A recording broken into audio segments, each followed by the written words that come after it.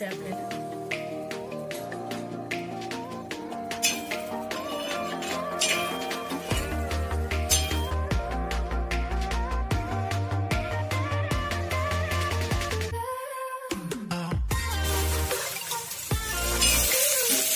सगळं छान भाजून घ्यायचे. आपल्याला आहे लाल मिरची आणि काळा मसाला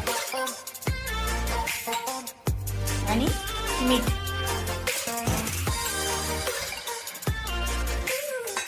हळद याच्यातच टाकायची.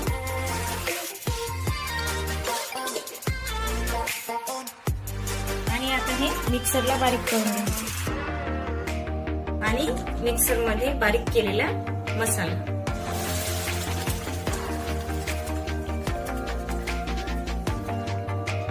वाटाणे आणि गोबी टाकणार आहे मी भाजून घेतलेली. डावा स्टाईल गोबी आणि वाटाण्याची भाजी.